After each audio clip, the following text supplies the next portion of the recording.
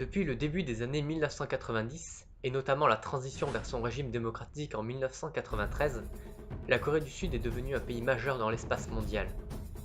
Présente au G20, elle est désormais l'un des poids lourds de l'économie et de la géopolitique mondiale au travers de son économie et de sa culture. Ayant suivi une voie de développement radicalement opposée à celle de son voisin du Nord, ils ont calqué leur évolution sur le modèle américain. Baignés dans les styles musicaux présents aux États-Unis, les Coréens en feront un mélange qui fera naître un nouveau style de musique, la K-pop. Un mélange de pop, rock, hip-hop qui électrisera les foules adolescentes coréennes, créant même au passage sa propre sous-culture. Cette musique s'est donc mondialisée et diffusée à travers le monde en devenant un véritable instrument du soft power coréen. Mais comment cette musique a-t-elle influencé le soft power coréen? Nous répondrons à cette question en analysant la propagation de cette vague de culture coréenne, son impact à l'international et enfin son inspiration puisée dans le modèle culturel américain. La propagation mondiale du phénomène K-pop peut se voir sous trois angles. Tout d'abord l'angle japonais, ensuite l'angle américain et pour conclure l'angle français. La proximité entre le Japon et la Corée favorise au début des années 2000 l'export de la K-pop dans ce pays, qui représente le deuxième marché mondial pour la musique. Les évolutions japonaises de la K-pop permettent à cette musique de représenter en 2011 8% du marché musical japonais, soit environ 310 millions de dollars. Le dollar me permet de faire la transition avec les États-Unis qui, à la fin des années 2000, commencent à chanter et à penser Corée. En effet, les artistes coréens produisent leurs albums entièrement en anglais pour s'implanter dans le paysage musical américain. Cela s'avérera payant car la chanteuse Boa sera classée 127e au Billboard 200 en avril 2009 et le groupe des Wonder Girls se classera à la 76e place du Billboard Hot 100 en octobre de cette même année. Les efforts des artistes K-pop seront récompensés en novembre 2013 quand les Girls' Generation recevront le YouTube Music Awards devant Lady Gaga et les One Direction en novembre 2013.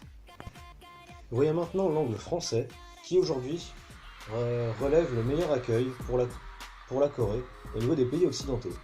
En effet, en 2011, le SM Town World Tour sera complet en 15 minutes. Le SM Town World Tour est un concert géré par le label de musique coréen SM Entertainment. Les fans réclameront un deuxième concert qui sera lui complet en moins d'une heure. Les efforts des groupes coréens seront également payants en France car en octobre 2011, les Girls' Generation signeront avec le label Universal.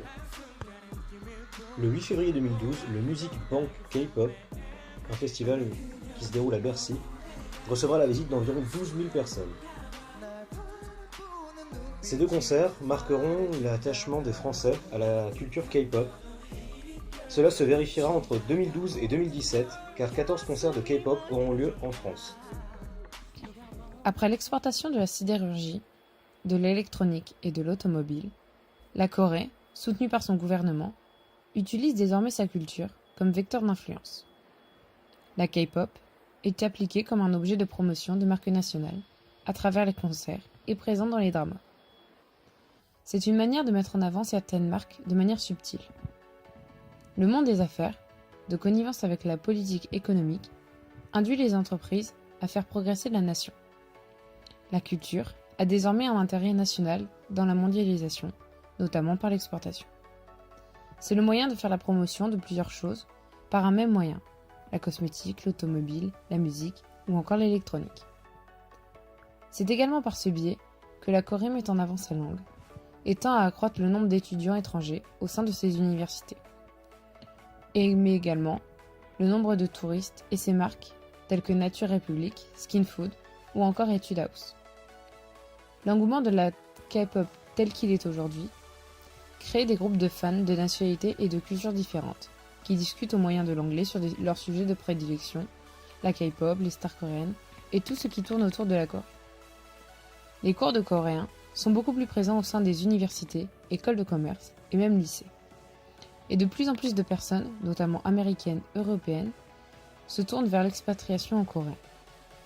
À plus ou moins long terme, tout cela montre bien l'engouement autour de la culture coréenne. Il y a une mise en relation possible entre la K-pop et la pop américaine, comme on peut le voir à travers les clips, qui possèdent des grandes similitudes dans leur code, ce qui peut s'expliquer par l'histoire de la Corée. L'histoire de la Corée du Sud est marquée par plusieurs éléments marquants qui commencent avec la colonisation japonaise en 1905. Néanmoins, même si la colonisation était une période noire pour la Corée du Sud, ils n'ont pas gardé de ressentiment comme la Chine envers leur envahisseur, ce qui leur a permis de ne pas se limiter en marché. Ce n'est qu'en 1943 que le Japon sera désarmé par les États-Unis et la Russie. C'est à ce moment-là que la pop américaine commencera à influencer le style musical coréen. À cause de l'échec de l'indépendance de la Corée et de la guerre qui en suit, on connaîtra la séparation définitive des deux Corées. Aujourd'hui, à la frontière, on peut entendre du côté de la Corée du Nord de la propagande en faveur du régime, tandis que du côté de la Corée du Sud, c'est de la K-pop qui est diffusée. Ces périodes de l'histoire peuvent expliquer que la K-pop soit dénuée de tout message politique ou même conflictuel. La K-pop se veut rassurante pour une génération dépolitisée.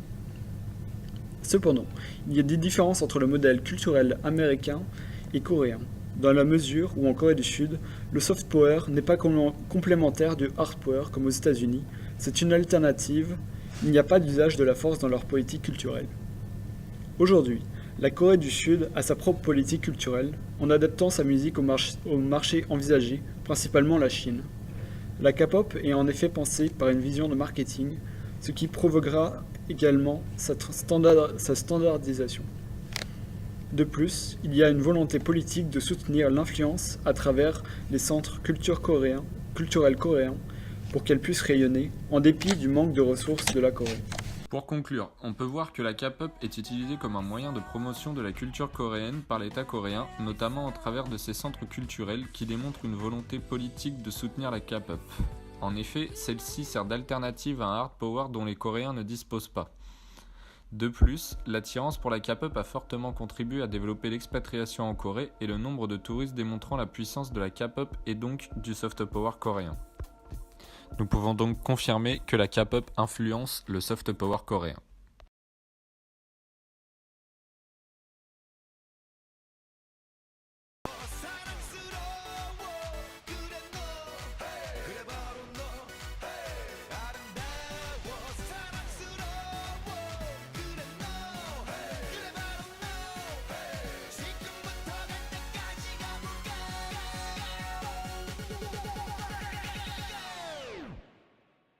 Oppan Gangnam Style. Gangnam Style.